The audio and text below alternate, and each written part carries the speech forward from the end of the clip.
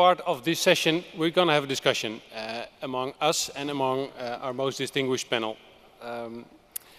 As a starter, I want to give you a few thoughts, and perhaps we can start a discussion around that. My personal position, as you may know, I'm CEO of Wakupa, and I am Wakupa is a technology company. So we are doing passive metering of audiences, etc., a little bit as discussed earlier today. I come from Unilever. I worked a long time for Unilever, and I worked for Unilever in the time that we didn't have internet even. In the time that we had commercials. And in that time, when you broadcasted a commercial, you really had to do research.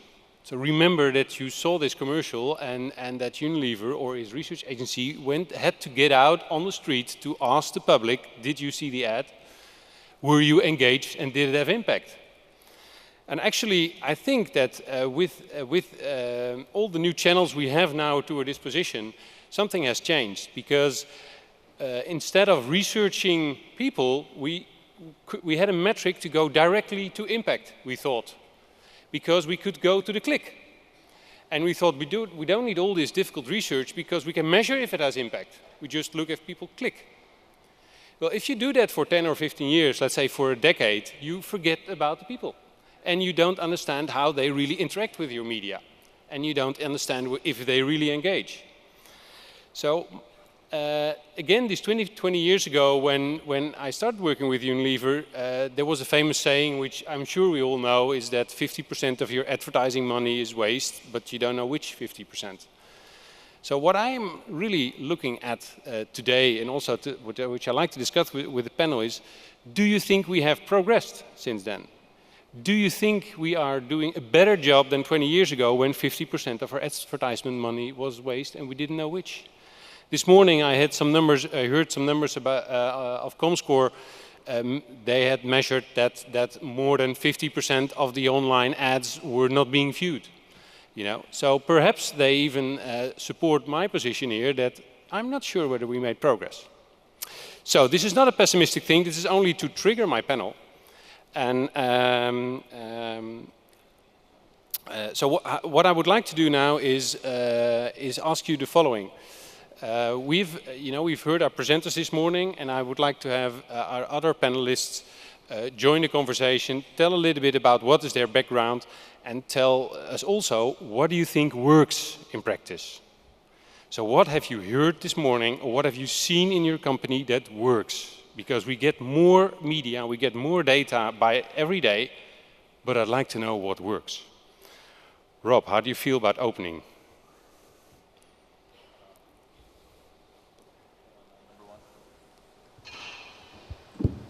There we go.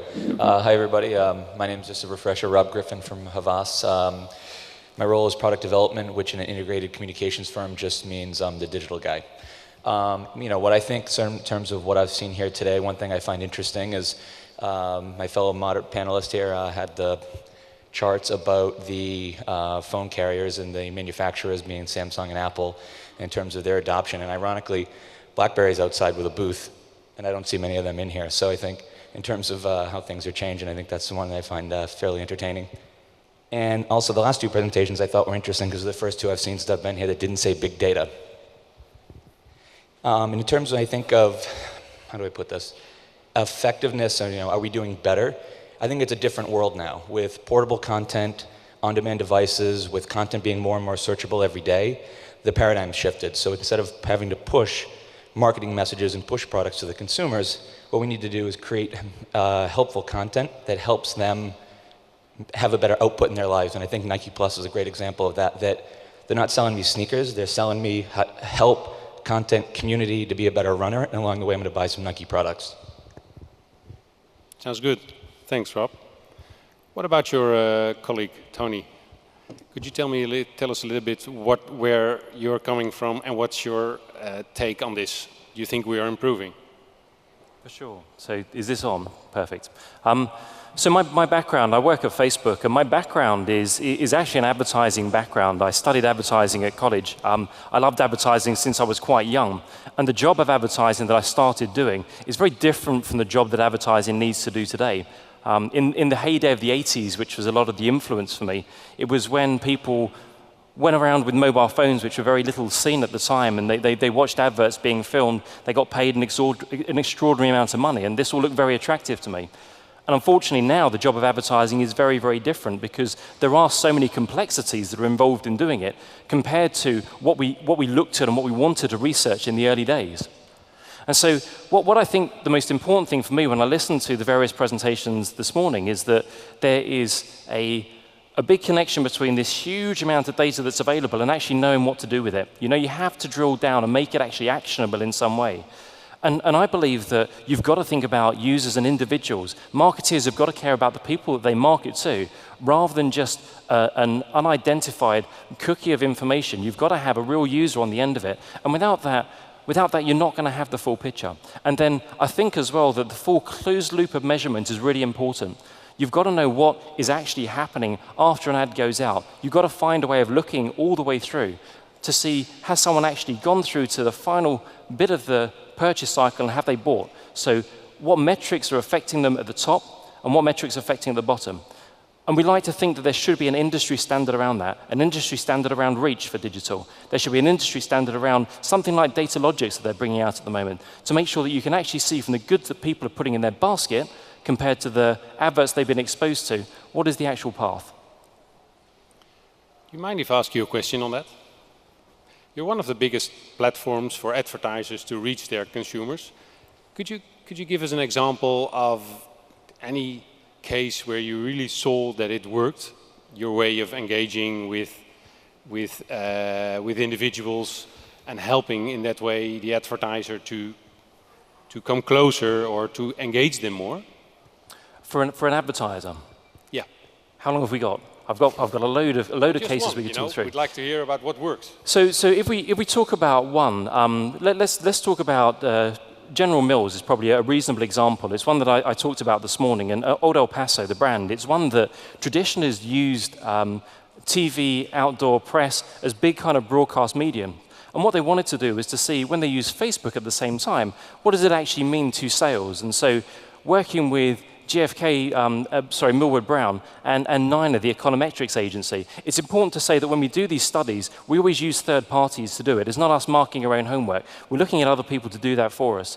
And so in this study, they looked at the heavyweight TV campaign, which is a 5-week campaign, and then looked at the MMM model afterwards and said which bit was actually driven by the various media that was being used and which bit was driven by Facebook. And the interesting thing there was two things that we saw. Firstly, the additional reach that we could add for them. And it was very difficult for them to get this reach on TV in the UK to a large extent. So after hitting that kind of peak of what they could do, the additional reach that we added, which was about 13% of the campaign, and Millward Brown kind of demonstrated that it would have taken them triple the TV spend to replicate that reach. So that's a fairly cheap way of getting that additional reach. And then the second thing we saw was in terms of sales that were actually driven by it. So Niner's work showed that 27% of the sales that could be attributed towards media were attributed towards Facebook. And that was off only 19% of the spend. So that's a great result for the client. Yeah, I think so too. Thanks for that. So Ajit, what about you? You're the head of Lenovo.com, right? So you must have massive interest in this area. Tell us a little bit more about what you've seen and what you think works. So I'll talk about big data because that seems to be in vogue these days. What we have realized, we've been kind of working on this for about 2 years on several projects. And what I realize is that the marketers, actually the salespeople have done a great job selling the solution. And the practitioners who try to implement it have found it, I found it actually quite painful in actually getting all the pieces done.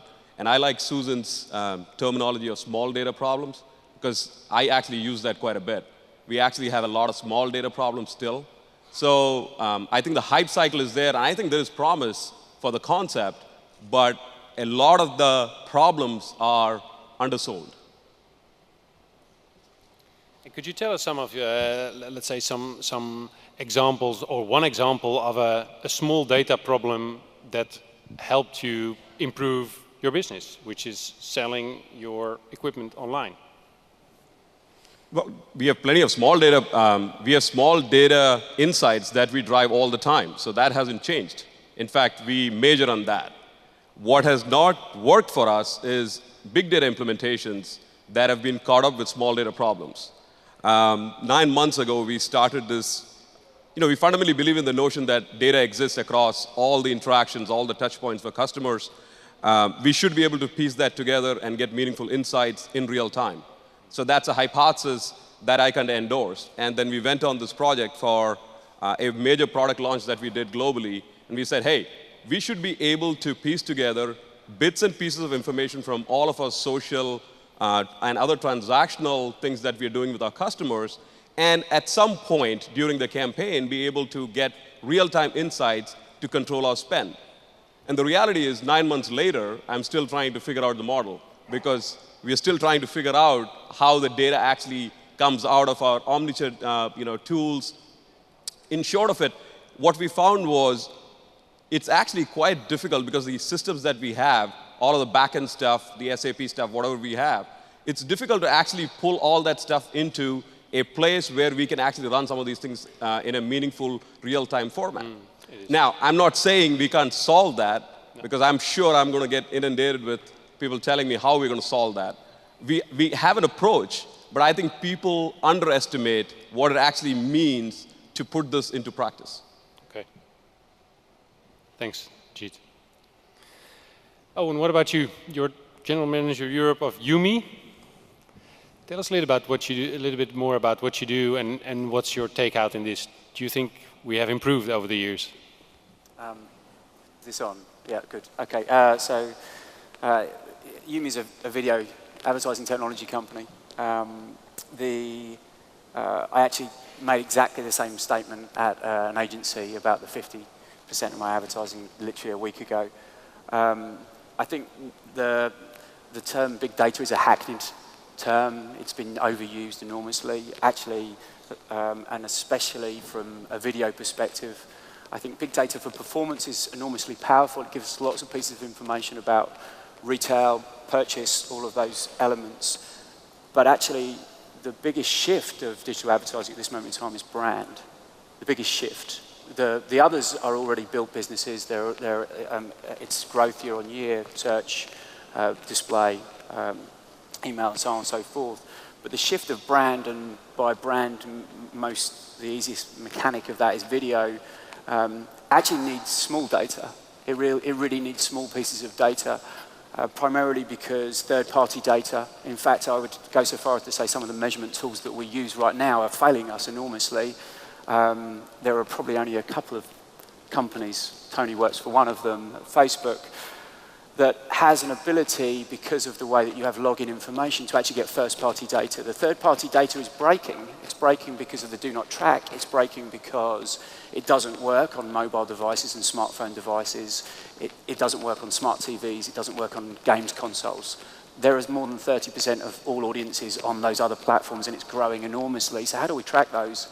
Because the Comscore data doesn't do that, right? So the measurements that we're using are fundamentally probably a little flawed at this moment in time. So I think, and for us, I think that we view it that you have to have much closer first-party pieces of small data. You have to understand about what that user is doing on the page, in the app, in the browser, whatever it might be right there and then.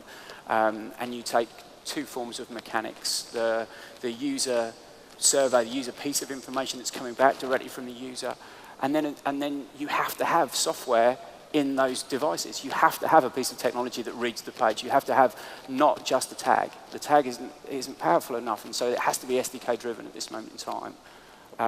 It may not look like that for the future. I'm not suggesting I think that the SDK is a barrier in some cases, but the reality is to get that information out of a page, out of an app, out of a player, and any of those things, you need that right now to get real meaningful information. So, and we have many examples, many like Tony's. In fact, actually one of the things I always find is that the most challenging brands and challenging products give you the highest bar of meaningful data. So a brand like a pharmaceutical company that has problems shifting products in any great percentage change on year, we have bundles of pharmaceuticals, FMCG products that are using the data that we collate, which is first party, measuring how much money they were using on TV, taking that, extending that reach onto other digital platforms, and then looking through at the purchase funnel and the purchase intent and what that looks like. But I think that purchase and I think that brand and performance have to be separated in this conversation because they're not the same and they need different pieces of data to measure them. Okay, thank you, Owen. At this moment, I'd like you to invite you to step up, get some of your courage and your questions for this panel. The reason why I'm asking is that you remember at the beginning of this session, I said to you, listen, you come from 103 countries, travel all over the world, and my most distinguished panels here, I have never seen it as big, but also not as senior as here. This is like your boardroom panel. So please, may I invite you to step up and pose a question to our panel, if you have any. I know that there are a few mics, so, and I can't see you really well, so please shout and... Well, maybe just a comment quick, since I don't see any questions. I saw a tweet here over my shoulder about the death of display ads and the rise of content. I would sort of challenge that and just simply say that the paid ad isn't going anywhere. It's the message that's in that ad, and that's what I was referencing a little bit earlier. At Havas, we have this research study we've been doing for years called Meaningful Brands, and most consumers, when you ask them, they don't care if a brand vanished tomorrow, they'd find somebody else to replace it. So if you want to be a meaningful brand to that consumer in this world, that's what I was talking about, trying to make meaningful connections and focusing on sort of the outcome in the consumer's lives, not the output. Increasingly with Google now, right, they're not giving you that organic keyword data anymore. So, you know, it is all about that content, but the paid ad's not going anywhere. That content is just moving into that paid ad a lot more. And I think that part of that challenge there often comes into what you heard some of the panelists talking here about, and I fully agree that the sort of the big data attribution platforms have sort of done a great job of selling it. And the reality, when you do it, we have a challenge now with a client in the US. We work with Dish, the satellite company, and we got Odometry trying to run this big fancy attribution. The problem is they don't get it in near real time. It's 30 days old by the time I get it. And then when you're working with a lot of clients and they're trying to move into this content world, they're still very focused on pure price point messaging and that race to the bottom to win. And they don't understand how to use their own first party data. So one of my things is that, and that transition from paid to content is that, you know, there's lots of in-channel things an advertiser can do. You saw the mobile adoption stats that we saw earlier up here, and yet, you know, from some research we were looking at, 79% of advertisers don't have a mobile optimized web page.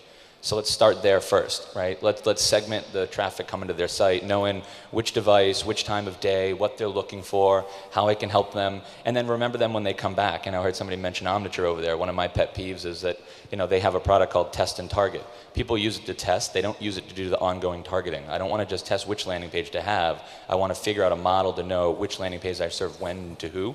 So in that content, it's not that the paid's dead, it's just that it's moving more to a sort of a pull content-based sort of approach, and I think search has really sort of driven that change. Thank you, Rob. I'm looking, yeah, I have a question over here.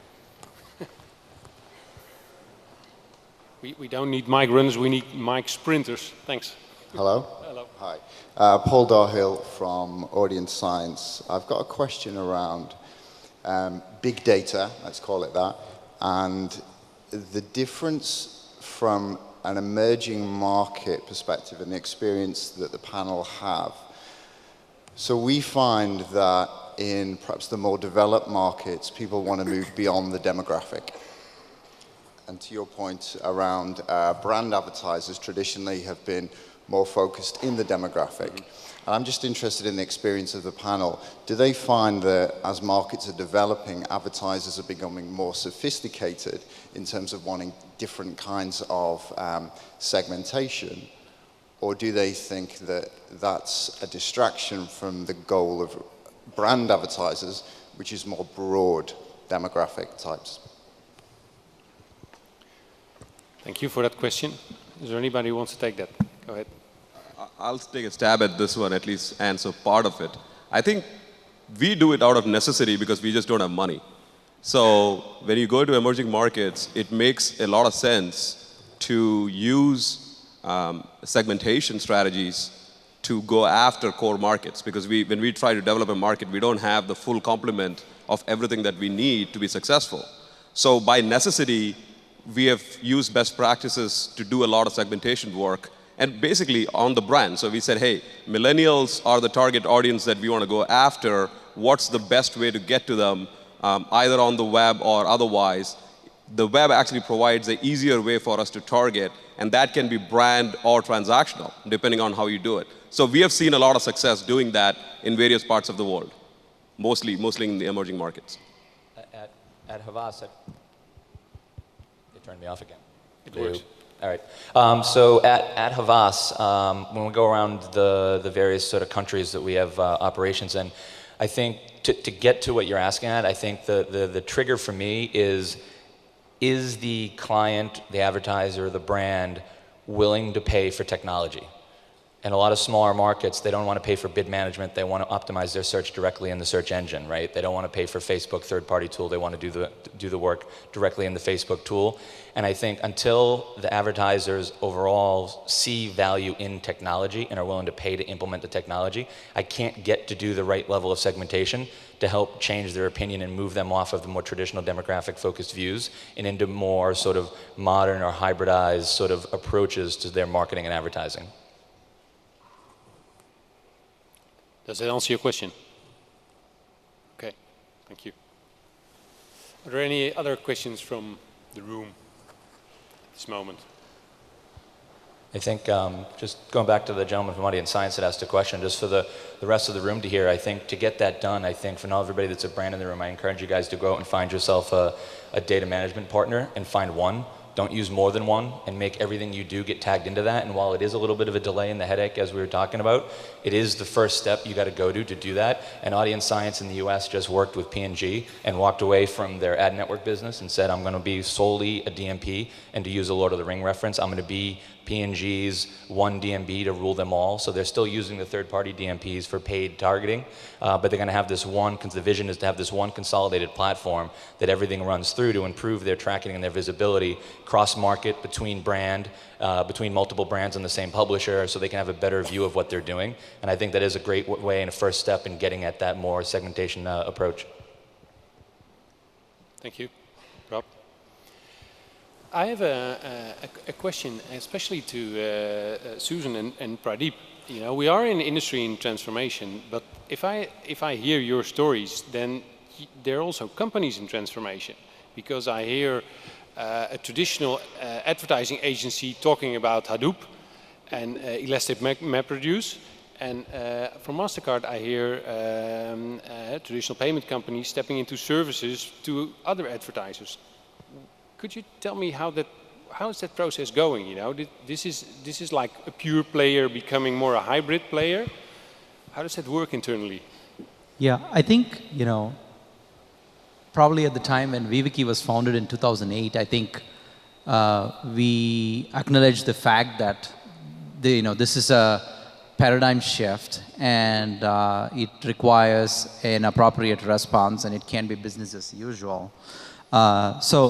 And I think like over the last 5 years, I feel very encouraged that the efforts have only intensified, and the investment into this space, building our proprietary tools and technologies, continues to increase. We are able to attract some of the top talent in the industry to build some of this stuff, and it's starting to become clear that, you know, as much as the Googles, we partner with the Googles and the Facebooks. We compete with them at some levels, and then there are all these little startups that emerge in Silicon Valley with like a couple of guys out of Stanford or Berkeley in a garage. And if you need to take on those guys, you know, technology becomes a very core component of your offering. And you know, obviously the margins, if you're able to do if you're able to invest in technology and you're able to scale better, then obviously there is a huge return on that down the lane. And so, you know, I think it's been going well, and I think there's still a lot more work to be done, and we're probably not even halfway there, but I think we're on the right track so far. Okay, thank you. What about you, Susan? What's happening? I would say absolutely. Is this on? Can you hear me?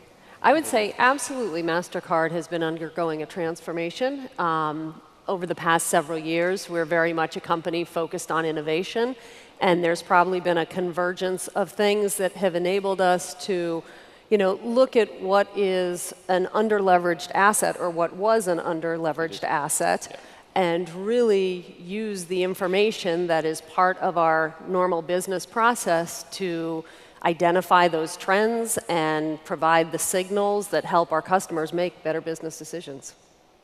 And apparently somewhere somebody must have taken a decision to start a division called Mascot Services. What was the event triggering that? So MasterCard Advisors has actually been around for over a decade, and our focus has been primarily, or had been primarily, on really providing value-added services for our issuing banks and for our merchants. Okay. Got it. And I think that it's really been just an evolution and a recognition of this asset that we've built out more recently. Sounds logical. Okay, thank you. Now, as a final remark of this session, I have a little bit of a story which for me ties everything together, but I don't want to do that before I've asked my distinguished panel if there's anything we've missed in this session. Is there any point, any jewel that is laying on the stage here that we didn't touch yet? My only parting words would be, and everybody's sort of touched on it and alluded around it, is your first-party data is the best data to use when you're going out there, so figure out, if you're a brand, figure out how to use it. Well, that sounds good. And then on that as well, how do you make that work for mobile? So first-party data, how on earth are we going to make that work for mobile? That's so important for all of our futures. I would say, just, I can't not to, avoid the stereotypical piggyback, but on that too, when you're looking at the publishers and or the carriers, the TV networks that you're looking to do your advertising with, try and leverage their first-party data and combine it with yours too, because then you can do some really, really unique sort of messaging, not just the buying that you're doing, but the message in that ad. It can be much more powerful. You want to say something? Yeah, I was going to say, I don't know if it's on. Can you hear me? Okay, so I think the one thing that I listened to the presentations, and I think the one thing that, and there's some great learnings there, and I think the one thing I hear most often is that data is the silver bullet, right? It isn't. It's one of the bullets, but it's not just the silver bullet, and data by its very nature is random. So we need to get it better than random, and the things that we're moving towards make it better than random. And we need to just get closer. I think that anyone who's looking for 100% the data to tell them the exact tale, I think they've just missed some of the story along the way. And I think that that's one of the things from an advertising perspective that we need to be aware of, is that we're not just making sure, I want to just make sure that everyone is using data as a how do I get it to be better than random? And then the next stage, better than the one I had before. How do I get it closer and closer to the thing I want to learn? Okay, thank you. Right. So just one last thing I wanted to add. So I agree with what Ajit had talked about in terms of there being no dearth of small data problems to tackle on. But at the same time, I think there are all these big data problems that do exist in your organizations that need to be dealt with appropriately. And I think a lot of the failures that you see and the disillusionment that comes out is kind of natural. So we're tackling these problems for the first time. The technologies are immature. The people are just not there. But the only way that you're going to get to a point that you're going to be able to solve these problems is you have to do these things and make these mistakes and get through on the other side. But if you're like hesitant and not getting there, or if you're disillusioned by your initial failures, you're probably not going to get there. Thank you very much, Pradeep. We've picked up all the jewels on stage. So what I'm going to do is I'm going to thank my great panel for the performance of today. I want to thank you for listening and for your contribution. What we're going to do is we're going to remove ourselves now from stage, and next thing on the program will be announced and is a startup demo. So thank you very much, everybody, and I hope to speak to you later in this conference. Thanks.